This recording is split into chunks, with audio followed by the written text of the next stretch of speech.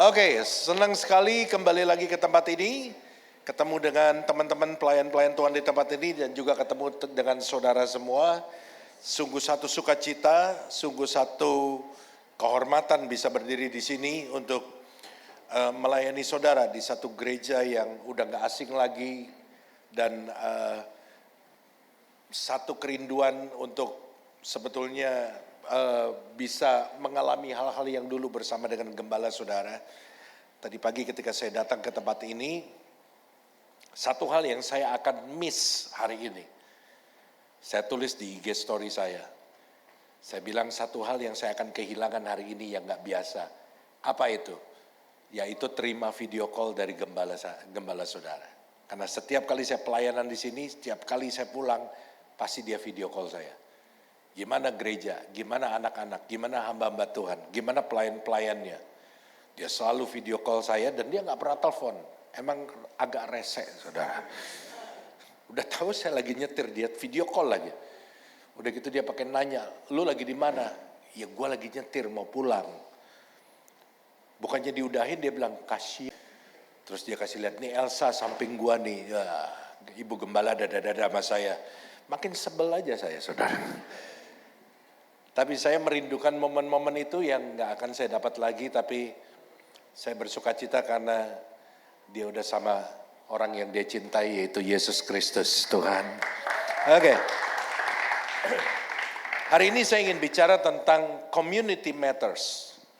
Hal-hal yang berkaitan dengan komunitas. Kenapa sih komunitas itu begitu penting sampai saya mesti bicarain hari ini? Karena firman Tuhan juga mention soal community. Dan tahukah saudara bahwa pada waktu Tuhan punya gambaran untuk menciptakan manusia. Sekali lagi, pada waktu Tuhan punya planning, punya gambaran. Kita mau ciptain manusia. Dalam gambarannya Tuhan, Tuhan itu gak pernah punya desain bahwa manusia itu hidup sendirian. Sekali lagi, waktu Tuhan punya rencana dan keinginan untuk create yang namanya manusia, di dalam bayangannya Tuhan itu gak pernah ada sedikit pun rencana bahwa manusia itu akan hidup sendirian. Dia gak pernah rancangin itu. Tapi yang dia rancangkan adalah manusia itu akan menjadi makhluk yang berkomunitas. Dan Allah memberikan gambaran bahwa manusia itu harus seperti dia. Dalam hal apa? Nah coba kita lihat Kejadian 1 ayat 26. Berfirmanlah Allah, baiklah kita menjadikan manusia menurut gambar dan rupa kita. Supaya mereka berkuasa atas ikan-ikan di laut dan burung-burung di udara. Dan atas ternak dan atas seluruh bumi dan atas segala binatang melata yang merayap di bumi. Perhatikan, saya cetak kuning kata kita. Tahukah saudara bahwa pada waktu Allah menciptakan manusia, menciptakan dunia dan segala isinya, Allah itu tidak sendiri. Kata kita artinya lebih dari satu orang, betul gak? Halo? Bisa ngerti? Nangkap? Kata kita itu memberikan gambaran bahwa, hello, kita yang nyiptain lu juga berkomunitas nih. Jadi pada waktu dunia dan segala isinya diciptakan, Roh Kudus sudah ada di situ.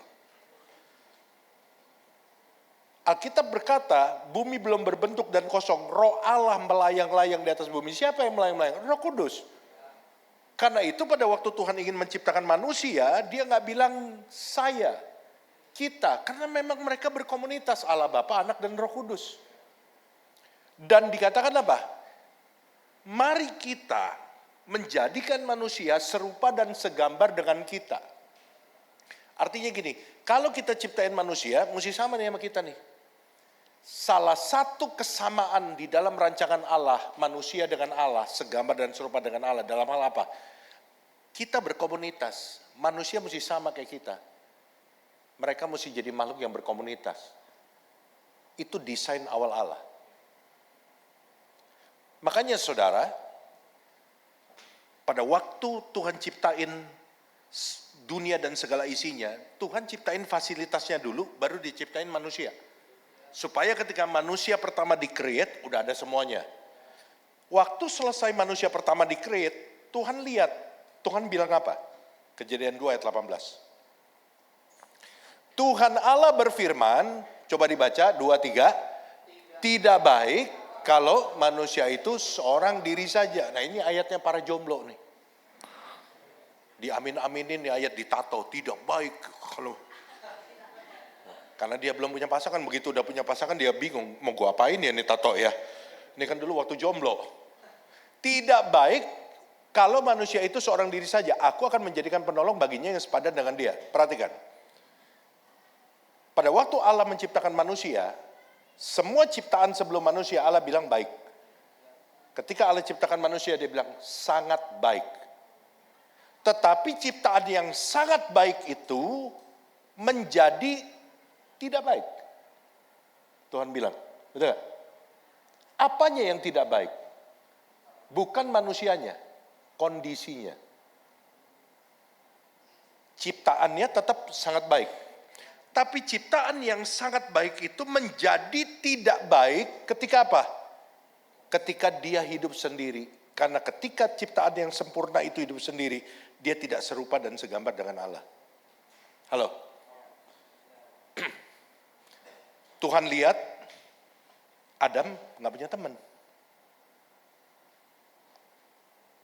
Adam juga lihat, gua lonely nih. Nggak ada yang kayak gua. Dia cari, yang ini gede banget. Hidungnya panjang, gajah namanya. Gua ada mirip-miripnya sama gua. Gua kalau gendut juga nggak kayak gitu kali, kata Adam. Dia lihat lagi, dia cari. Nggak ada.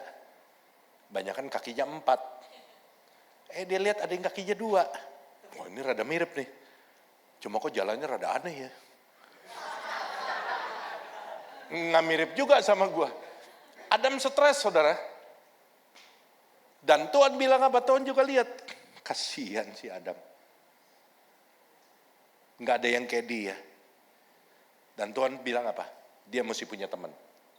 Supaya dia jadi baik kondisinya. Tuhan buat Adam tertidur, betul? Lagi Tuhan buat Adam tertidur, diambil apanya? Bakut. Tahu bakut? Bakut itu tulang rusuk, saudara.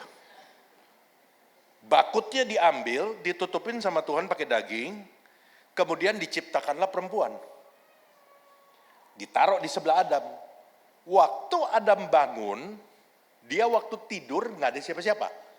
Waktu dia bangun, dia lihat kok ada yang mirip sama dia. Kaget dia bilang, wow man, makanya disebut woman.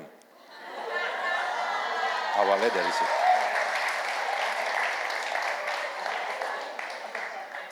Ada kado buat kamu.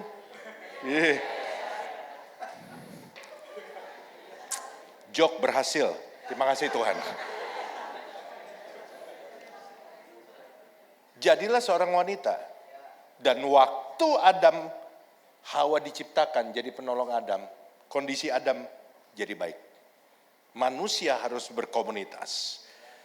Saudara-saudara, teman-teman, kita mesti tahu bahwa komunitas adalah sarana yang disediakan Tuhan. Kenapa manusia harus berkomunitas? Karena komunitas itu adalah sarana yang dipakai Tuhan untuk menjadikan siapa kita. Billy Graham pernah berkata begini, show me your friend and I will tell you who you are.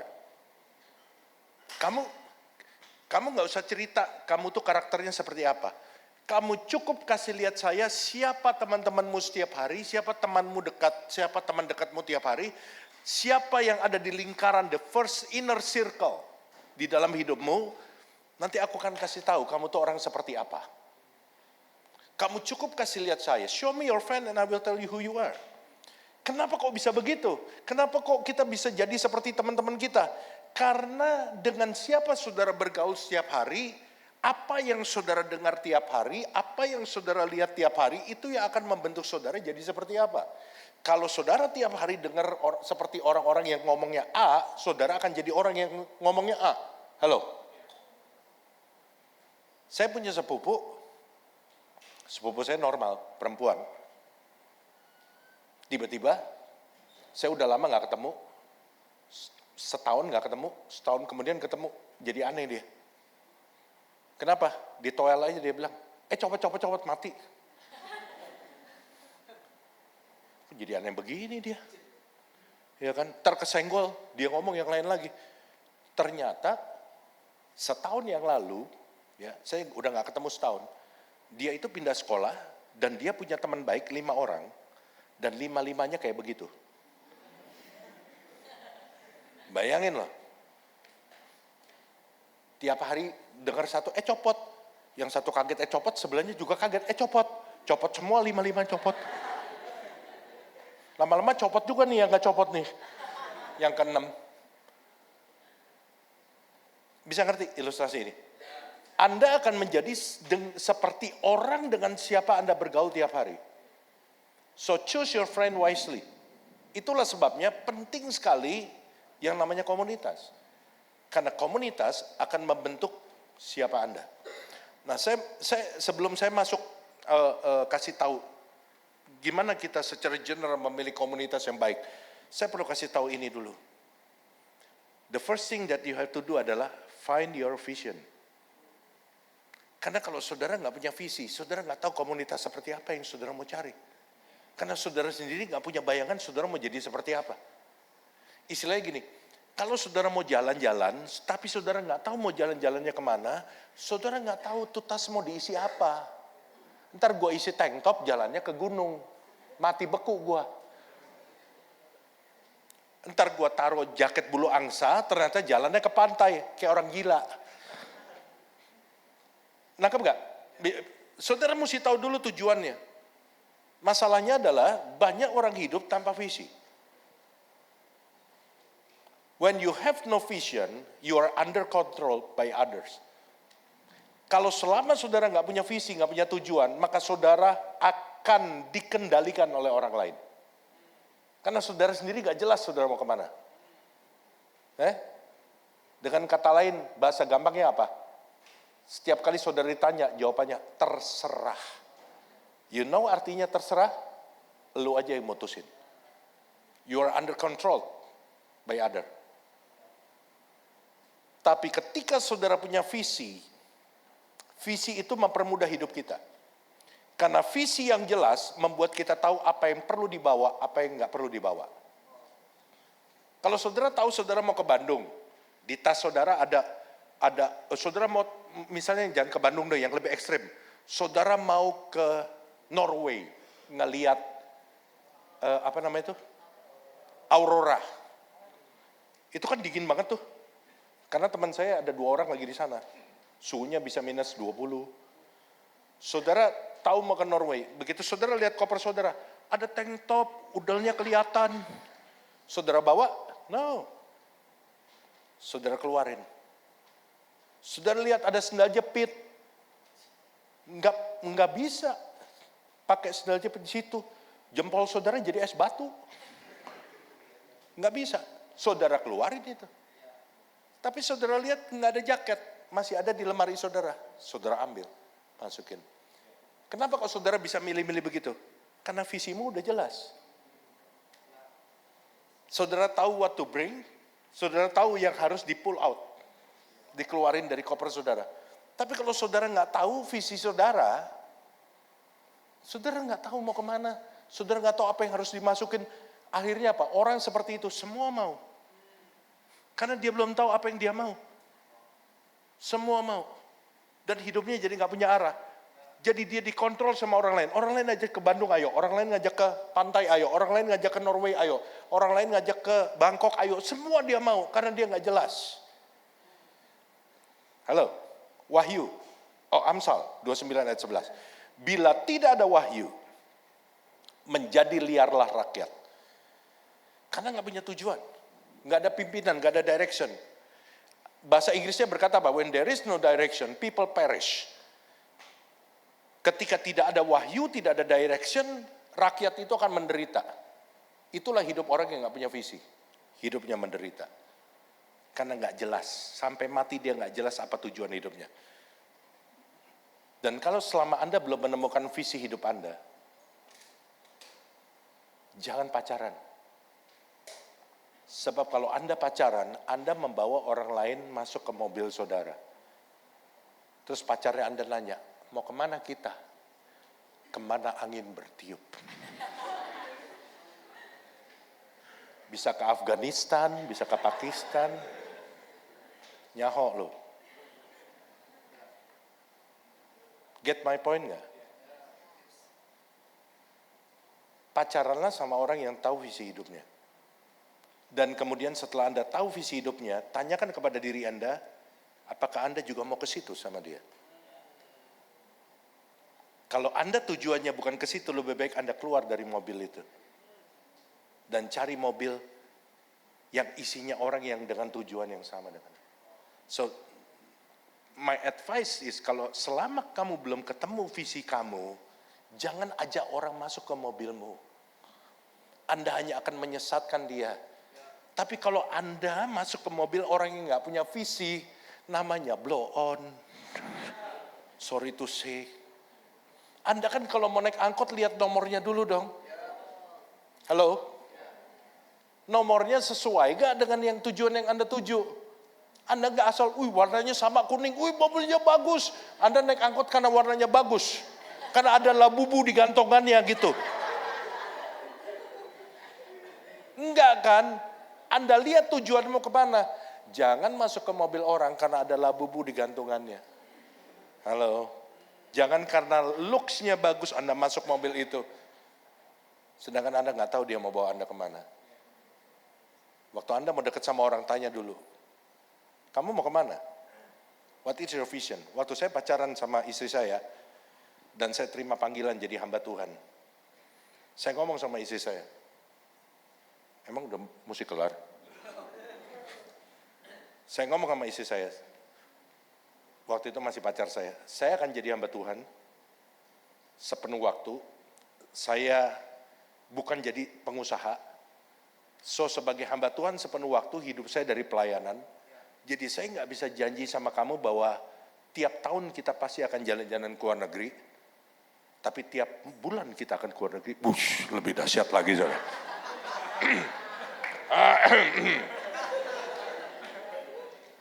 Saya bilang saya nggak bisa janjiin kamu apa-apa. Saya nggak bisa janjiin kamu barang mewah. Saya nggak bisa janjiin kamu hidup mewah, jalan-jalan setiap tahun. Namun satu yang saya bisa janjiin sama kamu, bahwa kita nggak akan pernah kelaparan. Itu aja. Dia tahu visi saya. Tanyakan kepada dirimu, kamu mau ikut saya nggak? Mau ikut mobil saya nggak? Kalau enggak apa-apa. Saya bisa ngerti. Karena saya nggak bisa maksa orang untuk ikut mobil saya. Lebih baik kamu cari yang setujuan sama kamu. I'm okay, I'm fine. Teng, neng, neng, neng, neng.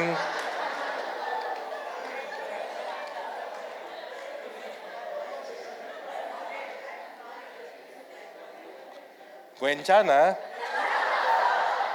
Lupa tadi.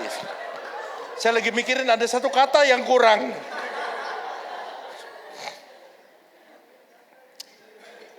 Maunya apa sih pendeta? Bercanda mulu. Khotbah. Ayo Jeffrey khotbah. Jangan ketawa melulu. Oke. So clear ya. Temukan visi saudara dulu. Visi itu ada dua. Visi umum sama visi khusus. Visi umum contohnya adalah begini. Gua orang Kristen. Jadi kalau lu mau pacaran sama gua, tiap minggu lu mesti ke gereja sama gua. Itu nggak bisa ditawar. Turun dikit Ci, nggak bisa, harga pas. Enak aja lo. Lo tahu sekarang Tanah Abangnya susah nawar, lo menawar gua lagi. Itu visi.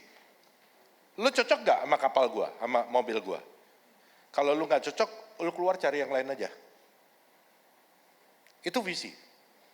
Secara umum, gua orang Kristen, gua mesti ke gereja. Dan itu gak bisa ditawar. Ya kan? Dan lo mesti ikut gua ke gereja. Dan masuk sampai ke dalam, gak boleh di luar ya doang. Emang lo tukang parkir depan doang. Tapi visi secara khusus, you mesti tanya sama Tuhan. Apa Tuhan? Visi yang spesifik buat saya. Contohnya, ini mulai lagi nih kayak tadi nih. Lampu dimati-matiin nih. Contohnya apa? Apa yang Tuhan mau, yang Tuhan taruh sebagai kekuatan dalam hidup Anda? Itu yang akan menjadi your strength. Nggak semua orang dipanggil jadi penari, nggak semua orang dipanggil jadi penyanyi. nggak semua orang dipanggil jadi pemain keyboard, nggak semua orang dipanggil jadi profesor, jadi penyelidik, jadi peneliti, dan lain sebagainya. That is a specific vision. Tapi ada visi secara umum, itu yang nggak boleh ditawar. Setelah saudara temukan visi, baru kita bisa ngomong, kalau tujuan saya ke Bandung, mobil apa yang mesti saya pakai? So, you can choose, you can decide what kind of community that you have to get in. Kalau saudara nggak punya visi, saudara bingung, mau ikut komunitas apa? Basket, gue nggak bisa main basket. Sepak bola, gue nggak bisa main sepak bola. Main biliar, gue juga nggak bisa. Gue nggak bisa apa-apa, udah mati aja. Kalau nggak bisa apa-apa, buat apa hidup? Istilahnya kan gitu, ngeselin bener ngomongin orang kayak begini ya. Saya jengkot bak kesel, saudara.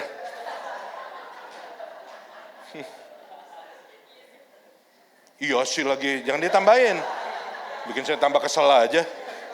Oke, saya kasih beberapa clue ya. Bagaimana kita bisa menemukan komunitas yang benar buat kita? Yang pertama, temukan komunitas dengan ketertarikan yang sama dengan tujuan atau visi Anda. Tadi saya udah ungkapin dikit. Kita nggak mungkin bisa comfort berjalan dengan orang yang tidak setujuan dengan kita. Satu mau ke Bandung, satu mau ke Medan, nggak nyambung nih. Gimana kalau kita ke Bandung lewat Medan? Nah ini lebih nggak nyambung. Anda nggak mungkin bisa comfort berjalan dengan orang yang tidak sevisi dengan Anda. Yang satu mau ke gereja, yang satu enggak. Udah hari Minggu kita nonton aja. Enggak, gue mau ke gereja. Dari dulu gue ke gereja. Ini Minggu ada film baru loh. Ini ada film bagus loh di bioskop. Enggak, Minggu gue mesti ke gereja. Ini film Minggu habis. Gereja lu nggak habis-habis. Minggu depan juga masih ada. Filmnya kagak habis-habis. Minggu depan pemainnya ganti-ganti tuh di gereja lu. Ini kali kalau kita nggak nonton nih film nih hari Minggu nih, udah nih. Kita nggak bisa cari di mana-mana. Kalau saudara semobil dengan orang yang tidak sevisi dengan Anda, orang itu bukan memperkuat pencapaian visi Anda, tapi akan menyerap energi Anda. Karena Anda akan selalu berdebat dengan dia.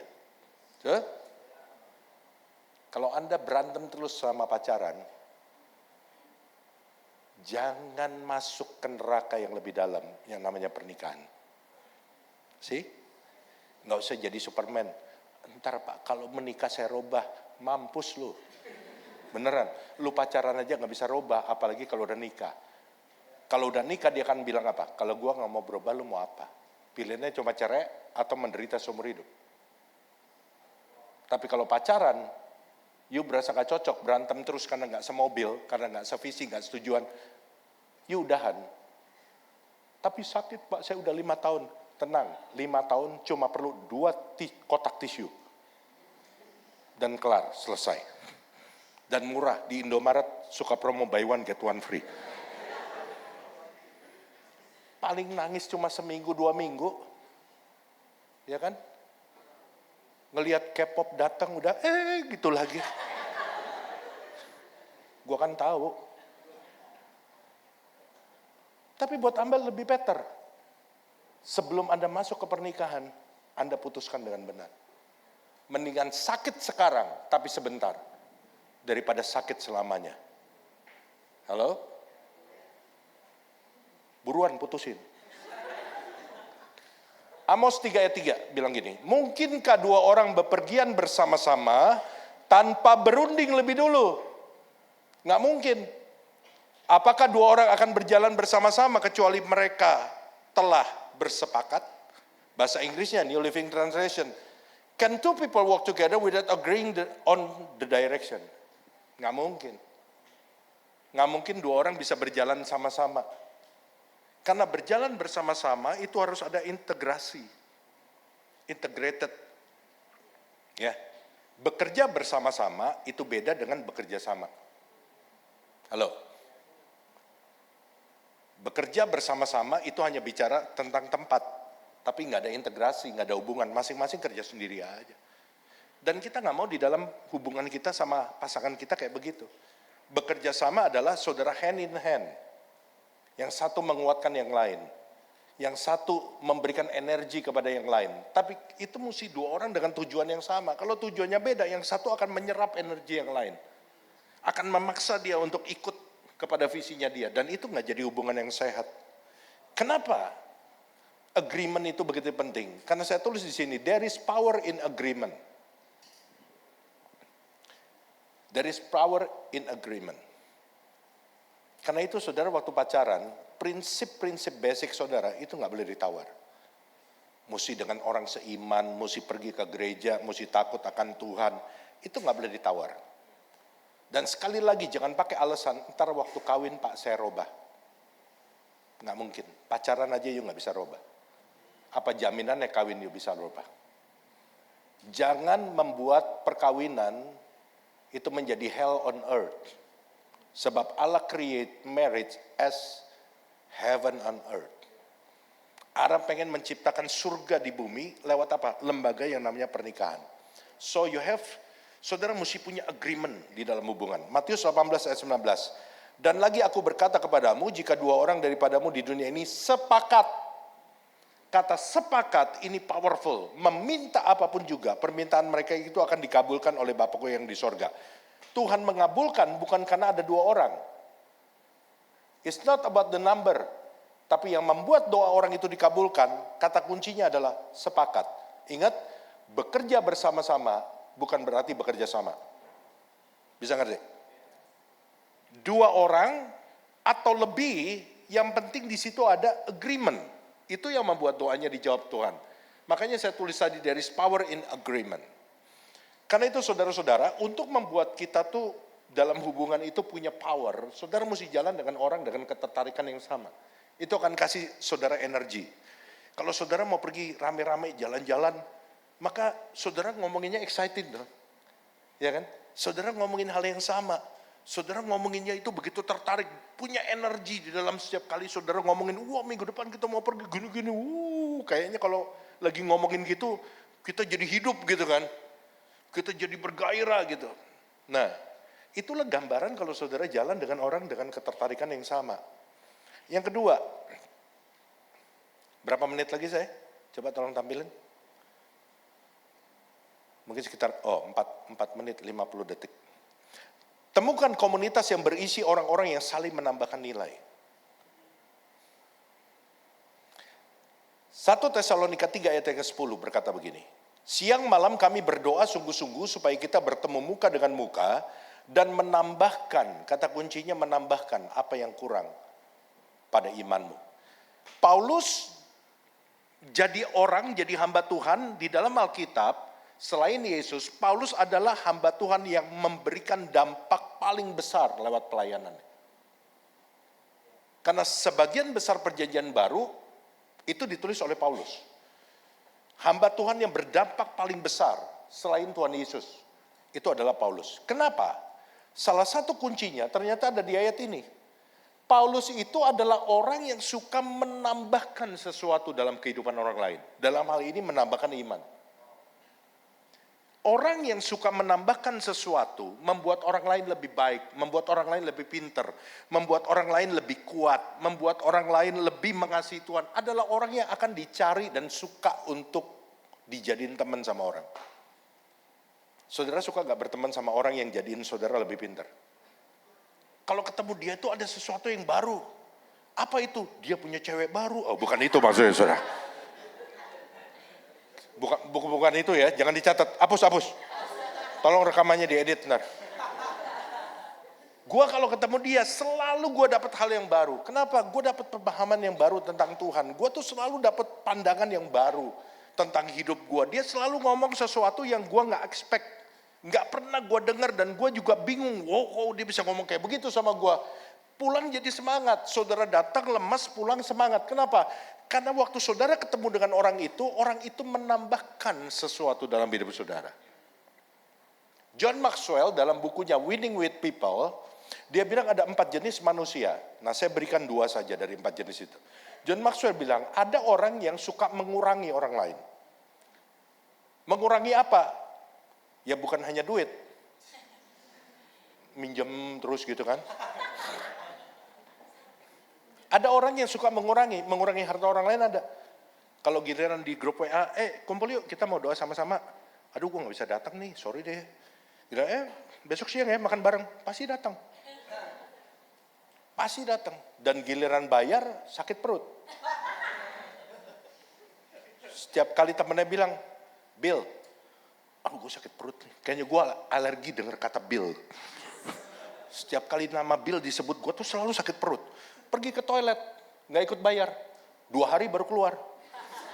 Temennya udah pada pulang semua.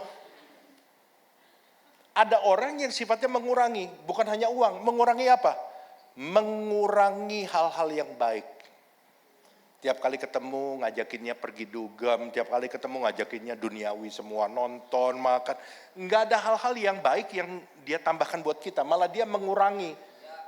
Kita pulang udah capek jadi nggak doa, pulang kemalaman udah ngantuk jadi tidur. Kita mau pergi komsel jadi nggak komsel, diajakin pergi main biliar lah, main tenis lah, main apalah. Mengurangi. Ada orang-orang yang mengurangi apa? Mengurangi iman kita. Kenapa? Pergaulannya buruk. Hal-hal yang baik dari kita itu terkontaminasi dengan kebiasaan buruknya dia. Tapi John Maxwell juga bilang, di satu sisi ada orang yang sifatnya suka menambahkan. Nah, orang seperti inilah yang harus saudara temukan dalam komunitas Anda. Carilah komunitas di mana orang-orang di dalamnya suka menambahkan. Orang-orang yang punya hati mau untuk setiap orang yang ketemu sama dia jauh lebih baik. Dan saya belajar untuk pegang prinsip itu. Waktu dulu saya masih kerja. Saya dulu pernah kerja loh. Saya pernah kerja jualan daging, pernah. Daging sapi, kemudian daging seafood, daging orang, enggak. Saya dulu jualan daging, saya masukin ke toko-toko steak, restoran steak, wagyu dan lain sebagainya.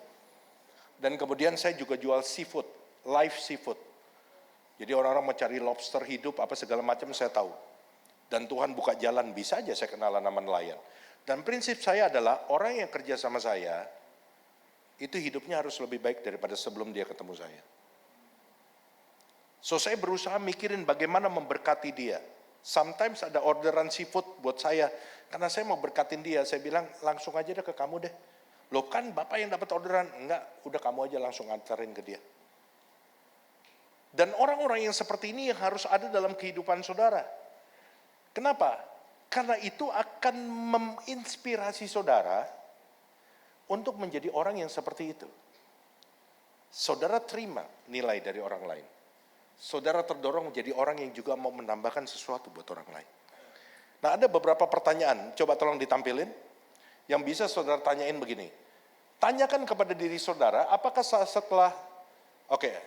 setelah saya masuk dalam kelompok ini, kelompok yang ada saya sekarang, visi saya jadi lebih tajam nggak? Orang-orang di sini itu memperkuat visi saya atau melemahkan visi saya?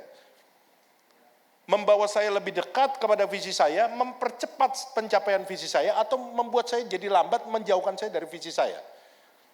Yang kedua, apakah di dalam kelompok saya sekarang, komunitas saya memiliki gairah dan kekuatan untuk mencapai visi saya nggak?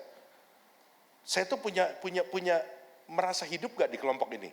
Karena semuanya tuh saya tahu setujuan sama saya. Connected. Ya kan? Chemistry. Kalau orang jalan setujuan dengan saudara, saudara punya chemistry. Ya, saudara rasa hidup, saudara rasa life. Saudara kayaknya pengen selalu ketemu sama mereka. Nah, tanyakan, apakah di kelompok saya saat ini nilai hidup saya bertambah? Saya menjadi pribadi yang lebih baik dari sebelumnya enggak? Dulu saya nggak pernah doa, sekarang saya jadi rajin doa. Dulu saya tuh ke gereja itu kayak kapal selam, tahu ya kapal selam, kadang nongol, kadang nyelam. Ya kan, itu namanya Kristen napas, Natal dan Paskah. Kalau Natal dia nongol, tiap Natal dia datang. Kenapa? Karena dia tahu dapat lemper sama teh kotak. Kalau Natal biasa ada konsumsi. Nah, saya tuh hidup saya jadi lebih baik gak? Nilai saya bertambah gak? Value saya naik gak? Ya. Carilah orang yang membuat value saudara naik. Saya memiliki gairah untuk membantu orang lain mencapai visi gak? Di dalam kelompok saya saat ini. Ya. Oke, yang terakhir. Dalam Anda mencari komunitas, temukan komunitas yang membuat Anda lebih mengandalkan Tuhan. Sebetulnya poin 3 ini adalah poin yang utama dari 2 poin itu. Tapi kalau saya taruh di nomor 1, ini mah gue udah tahu. Saudara jadi malas dengerin saya khotbah. Saya taruh di poin ketiga. Kalau poin yang ketiga ini nggak ada, nggak usah mikirin yang 1, 2. Sebab poin 3 ini adalah kunci dari seluruh kehidupan Anda. Temukan komunitas yang membuat Anda itu lebih dekat sama Tuhan. Amsal 3 ayat 5-6. Percayalah kepada Tuhan dengan segenap hatimu, dan janganlah bersandar kepada pengertianmu sendiri. Akuilah Dia dalam segala lakumu, maka Ia akan meluruskan jalanmu. Perhatikan, Tuhan tidak melarang saudara punya pengertian. Yang Tuhan larang, saudara mengandalkan pengertian saudara. Nangkep? Tuhan nggak larang loh, saudara punya pengertian, punya pengetahuan. Malah dibilang nggak boleh bego. Jadi orang Kristen nggak boleh bego. Saudara mesti pinter, saudara mesti tahu, punya pengetahuan. Dan Tuhan nggak larang. Yang Tuhan larang, jangan mengandalkan pengertianmu sendiri. Di dalam ayat yang ke-6, apa yang membuat Tuhan itu meluruskan jalan kita? Yang membuat Tuhan meluruskan jalan kita, kalau kita mengandalkan Tuhan, mengakui Dia dalam segala tindakan kita. Akui Dia dalam segala lakumu. Dalam segala aspek hidupmu, taruh Tuhan, put God first. Andalkan Tuhan, itu yang membuat Tuhan akan meluruskan jalanmu. So kalau saudara ketemu sama orang yang seperti itu, yang membuat saudara lebih mengandalkan Tuhan, maka hidup saudara akan menjadi hidup yang diberkati Tuhan. Amsal 1 ayat 7. Takut akan Tuhan adalah permulaan pengetahuan. Tetapi orang bodoh menghina hikmat dan didikan. Waktu saudara takut Tuhan, Alkitab bilang, saudara dapat understanding, pengetahuan. Amsal 9 ayat 10, permulaan hikmat adalah takut akan Tuhan, dan mengenal Yang Maha Kudus adalah pengertian. Waktu saudara takut akan Tuhan, saudara bukan hanya dapat pengetahuan, tapi saudara dapat sesuatu yang levelnya lebih tinggi dari pengetahuan, yang namanya hikmat. Sebab hikmat saudara nggak bisa dapat di sekolah, saudara nggak bisa belajar dari buku, hikmat itu hanya diperoleh karena saudara takut akan Tuhan. Itu Alkitab bilang. Dan ini levelnya lebih tinggi dari pengetahuan. Orang yang berpendidikan belum tentu berhikmat. Orang yang tua belum tentu berhikmat. Sebab hikmat tidak ada hubungannya dengan pendidikan, latar belakang pendidikan, tidak ada hubungannya dengan umur, tapi hikmat hubungannya dengan apa? Bagaimana hubunganmu dengan Tuhan? Amsal 14 ayat 27 yang terakhir. Takut akan Tuhan adalah sumber kehidupan. Sehingga orang terjerat, sehingga orang terhindar dari jerat maut. Dan ini yang utama dari segalanya. Waktu saudara takut akan Tuhan, saudara memiliki sumber kehidupan. Sehingga Alkitab bilang apa? Sehingga saudara terhindar dari jerat maut. Karena itu saudara-saudara, ketika saudara tahu bahwa inti dari segalanya adalah takut akan Tuhan, saudara mesti temukan komunitas yang seperti itu. Jangan hanya temukan komunitas yang pinter dan lain sebagainya, itu perlu. Tapi kalau komunitas yang seperti itu membawa saudara jauh dari Tuhan, leave it. Karena saudara percaya apa? Alkitab bilang bahwa kalau saya takut akan Tuhan, saya akan memiliki understanding. Kalau saya takut akan Tuhan, saya akan punya wisdom. Dan kalau saya takut akan Tuhan, saya akan punya sumber kehidupan. Saya berdoa supaya saudara dengan mudah menangkap apa yang saya sampaikan hari ini. Dan temukan komunitas seperti itu. Dan lihat bagaimana hidup saudara akan lebih hidup ketika saudara ada di komunitas yang benar, yang sejalan sama saudara. Tiba-tiba hidup saudara menjadi exciting. Saudara melihat setiap hari itu, hari-hari yang saudara, kalau bisa lebih cepat dah gua memulai hari ini. Saudara bangun jam 4 pagi, saudara mau cepat-cepat jam 8. Kenapa? Karena saudara pengen masuk dalam komunitas yang membuat saudara exciting. Karena saudara tahu bahwa di komunitas ini ada satu keterikatan, ada satu connected yang kuat, yang membuat saudara tahu hidup ini harus dijalanin seperti apa. Selamat mencari komunitas yang tepat. God bless you all.